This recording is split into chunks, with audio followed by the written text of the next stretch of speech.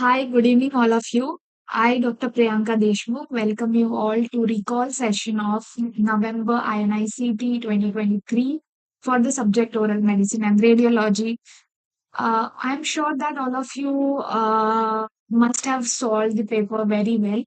All right. And I would say the questions from Oral Medicine and Radiology were direct and very easy. All right. So let's just go through the questions once. All right.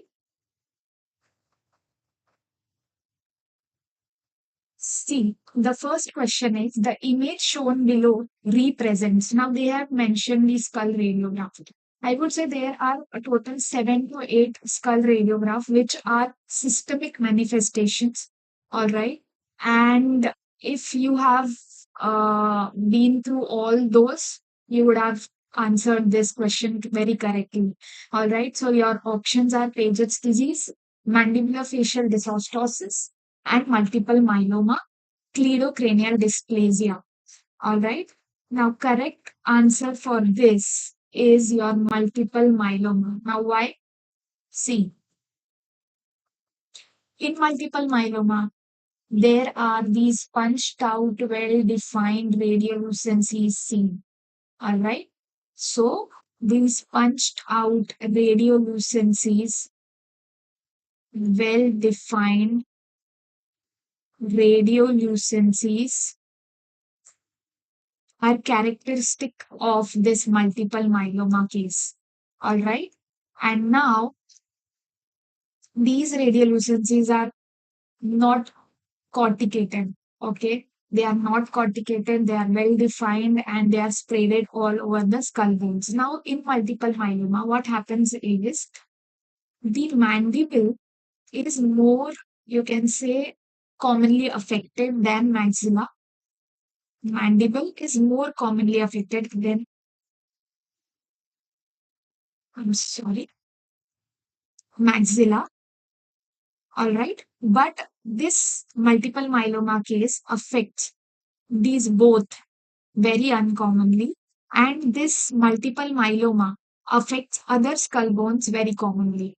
Okay. And therefore, they have given this skull radiographs over here. All right. And what is this multiple myeloma? It is just a malignant neoplasm of plasma cells. Right. And this affects the skull bones and causes this punched out, well defined radiolucencies in the skull bones. All right. The next question that we have is a clinical based question. Now they have given the clinical scenario, they have mentioned the symptoms, all right, and they are asking the cause and the diagnosis of the condition. Now, 35 years old patient without any medical history complains of burning sensation in buccal mucosa. All right, the first symptoms they are mentioning is the burning sensation in the buccal mucosa. All right, and on examination, you see that there is blanching. Okay, blanching and fibrous bands palpated on the both the sides of buccal mucosa. All right, this is the second clue that they have given. Now they are asking what is the diagnosis and what is the cause of the diagnosis. All right, and the options they have mentioned as is A, speckled leukoplakia, and the cause is over smoking. B, nicotinic stomatitis, and the cause is tobacco smoking. C, oral submucous fibrosis, and the cause is betel and areca nut chewing. And D is lichen planus, and the cause is autoimmune condition. Now, based on the symptoms, we have to give the diagnosis. So we have burning sensation, we have blanching and fibrous bands. All right. Now, among these options, only a C option, which is oral submucous fibrosis, shows all of these symptoms. All right. Burning sensation is there in lichen planus, but there is no blanching or fibrous bands present. All right. So the remaining option that we have is oral submucous fibrosis. And what is the cause of oral submucous fibrosis? It is betel and areca nut chewing, because areca nut basically consists of, okay, arecolin and tannin. All right. And this arecolin, which is there, helps in collagen deposition. So excessive collagen deposition is there, and due to which there is blanching, okay, decreased blood supply, and fibrous bands can be palpated on the buccal mucosa or both the mucosas. All right. So due to collagen deposition, fibrous bands are present. So the correct answer for this is option C. All right. Next question that we have is, which of this is true for Gary's osteomyelitis? Okay. Now this is repeat question from May 2023 exam. All right. So, which of these is true for Gary's osteomyelitis? Now, they have given option as, this is most common cause is Staphylococcus aureus. B, it is seen in immunocompromised patients. C, it is seen in children and young adults. And D, it shows moth-eaten appearance. Okay. Now, Gary's osteomyelitis is basically called as chronic, or also called as chronic osteomyelitis with proliferative periostitis. Proliferative periostitis. All right. And this Gary's osteomyelitis basically occurs due to long-standing infection. If there is carious tooth from long time and the patient is not getting it treated, okay, so long-standing infection can cause this Gary's osteomyelitis. All right, and the radiographic feature or appearance seen in Gary's osteomyelitis is onion pill appearance. Okay, onion pill appearance. Okay. And most important microbe which causes this Gary's osteomyelitis is your staphylococci pyogenes. Okay, staphylococci pyogenes. And this Gary's osteomyelitis commonly occurs before age of 20 years. All right. So among given option, which of this option is true? Okay, most common cause Staphylococcus aureus, no, is not true because pyogenes causes the Gary's osteomyelitis. Seen in immunocompromised, no, not necessarily because the cause of it is a long-standing infection. C, it is seen in children, young adults, yes. Below 20 years, it is seen most commonly. And D is it causes or gives moth-eaten appearance, radiographic feature. Okay. So radiographic feature of this is onion peel appearance basically. So this is also a wrong option. So correct answer for this is, it is seen in children and young adults. All right. Let us move on to the next question. That is, this is also clinical based question C. They have also mentioned image very nicely. Okay. So you should answer this question. Okay. A 55 years old lady comes to you with a complaint of burning sensation on her tongue. All right. The sensations come and go in episodes. On examination, you see patches of red areas on her tongue, which are demarcated by white raised areas. Now, here, if you see, this is serpentinous pattern, okay, of keratinization, which you see in the image. Okay, so by looking at it only, you should easily answer this question. So your options are lichen planus, B OSMF, C geographic tongue, and D pemphigus vulgaris. All right. So the correct answer for this is geographic tongue. Okay. Why? See, geographic tongue is also called as benign migratory glossitis, all right, or it is also called as erythema sarcinita migrans. Then it is also called as wandering rash. All right. So this geographic tongue basically shows this reddish, irregular, depapillated, depapillated area. Okay. And these depapillated areas are basically surrounded by this keratinization. Okay. Surrounding this white margins. surrounded hmm, by this white margins.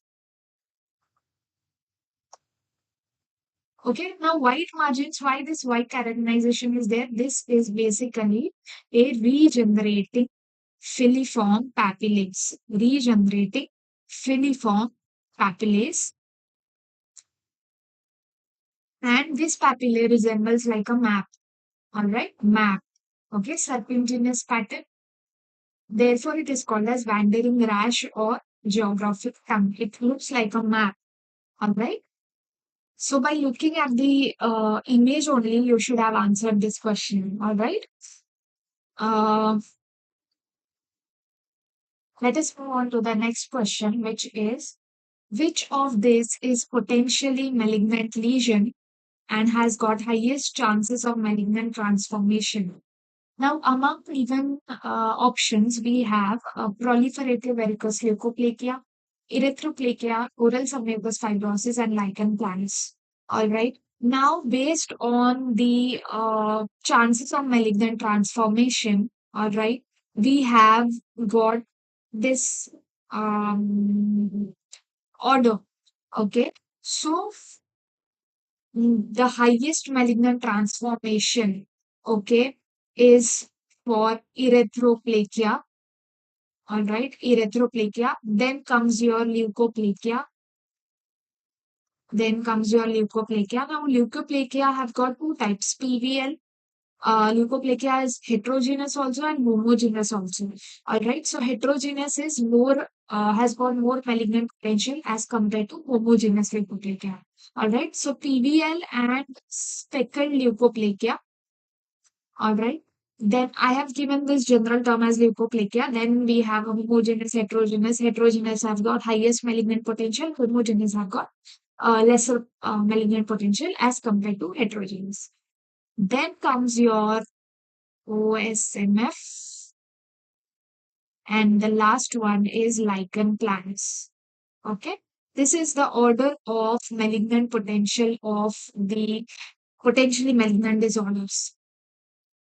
All right. So, uh, based on this, which should be your answer? It's option B. Erythroplakia should be your answer for uh, which has got highest chances of malignant potential. All right. Then we have next, they have just given a radiograph. All right. And they are asking what is seen in the image below. All right. And I would like you to just concentrate on this note. Okay. In the radiograph, I have just put the radiograph which were closely resembling to the radiograph which were given in the exam. All right. There were same image, but the shape of the canines were not this well defined. Now here you will see this well defined, you can say properly a tooth structure, okay, of canine here. Okay. Uh, but in this radiograph, you will see bilateral, okay, bilateral radio opaque structures. And among given option, you have compound odontoma, mesiodense, unerupted canine, and missing lateral incisors with supernumerary teeth. All right. But according to the radiograph given, there are bilateral radio opaque structures, all right, and in this radiograph, they are resembling like a canine, but in the exam, okay, they were given the radiograph, but the shape of the structures were quite like a oval shape, okay, oval shaped, more like a odontoma. All right. And but the odontoma looks like a small tooth structures. Okay, small tooth structures coalescing into one. Okay, but this looks like more like a canine. Okay, unerupted canine. All right, and they are present bilaterally. So, uh, if we rule out the options, mesiodense, okay, is not the answer because mesiodense will be present in between the central incisor here somewhere. All right. Then compound odontoma, I told you this will look like a tooth. small tooth-like structures, all right, in this region, okay, anterior maxillary region. So this also ruled out. And missing lateral incisors with suprachiasmatic teeth, lateral incisors, if you see here, they are present, all right. So this also gets ruled out. Okay, so our remaining option is unerupted canine. Okay, so correct option is unerupted canine. All right. Okay. Then we have something called as seventh question. In which of the following mandible is affected bilaterally? All right. In which of the following mandible is affected bilaterally? Now, among given options, we have fibrous dysplasia, B. Peyer's disease, C. Cherubism, and D. Central giant cell granuloma. All right. So, in this question, first we'll rule out which shows unilateral distribution. All right. We'll mark the keywords bilateral and mandible. All right. So we'll first rule out what is unilateral, which entity shows unilateral location.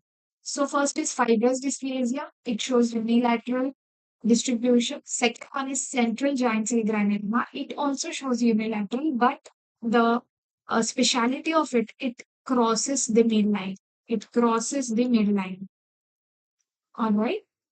So our remaining option that we have is Paget's disease and cherubism. This shows bilateral distribution. All right. But now we also have one more keyword, which is mandible. All right.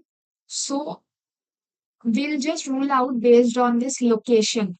All right. Fibrous dysplasia is seen in maxilla. All right. Paget's disease is also commonly seen in maxilla. All right. And central giant cell granuloma is also is seen in mandible, but the distribution is unilateral, so this automatically rules out. The remaining option that we have is the cherubism.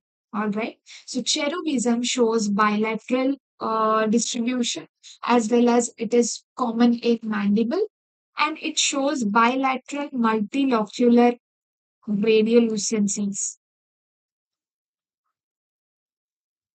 All right. Bilateral multilocular radiolucencies. So the answer for this question should be cherubism. So you might get confused between Paget's disease and cherubism because it shows a bilateral distribution, but then you will have to note the location, okay, of the entity. So our final answer is answer C, which is cherubism. All right. So uh, these were the oral medicine and radiology questions. I hope you all have marked it correctly. All right. So if you have got any doubts, you can reach out to us on our Telegram group. All right. Or you can just put your doubts in the channels. All right.